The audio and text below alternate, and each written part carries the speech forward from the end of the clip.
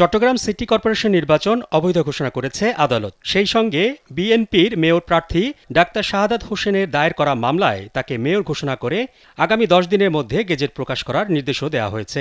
নির্বাচনী ট্রাইব্যুনাল এবং যুগ্ম জেলা ও দায়রা জজ মোহাম্মদ খায়রুল আমিনের আদালত এই রায় দেন। এর আগে ২০২১ সালের ২৪ ফেব্রুয়ারি চসিক নির্বাচনে কারচুপি ও ফল বাতিল চেয়ে মেয়র প্রার্থী ডাক্তার শাহাদাত হোসেন নির্বাচন কমিশনার সহ ৯ জনের বিরুদ্ধে মামলা দায়ের করেন। এ মামলায় বিবাদী করা হয়েছিল চসিকের সাবেক মেয়র এম রেজাউল করিম চৌধুরী, আঞ্চলিক নির্বাচন কর্মকর্তা মোহাম্মদ হাসানুজ্জামান, নির্বাচন কমিশনারের সচিব, প্রধান নির্বাচন কমিশনার সহ বেশ কয়েকজনকে। মামলার এজাহারে বলা হয়েছে, নৌকা প্রতীক পাওয়ার পর থেকে চসিক কর্মকর্তারা রেজাউল করিমের সঙ্গে যোগাযোগ শুরু করে দিয়েছিলেন। ইডেন বে কক্সবাজার সমুদ্র সৈকতের উপর নিজেদের একটি ঠিকানা।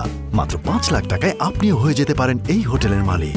এ থেকে বোঝা যায় নির্বাচনের নামে ওই দিন শুধু আনুষ্ঠানিকতা সম্পন্ন হয়েছে, যে কারণে নির্বাচনে ভোটের হিসাব চেয়ে এখনো পাওয়া যায়নি। কোনো কেন্দ্র থেকে ইভিএম এর প্রিন্ট কপি দেওয়া হয়নি। ভোটের দিন দুপুর পর্যন্ত ৪ থেকে ৬% ভোট পড়ে, কিন্তু ভোটের হিসাবে দেখানো হয় ২২% ভোট পড়েছে। ২০২১ সালের ২৭ জানুয়ারি অনুষ্ঠিত চসিক নির্বাচনে ৩,৬৯,২৪৮ ভোট পেয়ে নৌকার প্রার্থী রেজাউল করিম চৌধুরী জয়লাভ করেন। ওই নির্বাচনে তার নিকটতম প্রতিদ্বন্দ্বী বিএনপির প্রার্থী শাহাদাত হোসেনের ধানের শীষের প্রতীকে পেয়েছিলেন ৫২,৪৮৯ ভোট।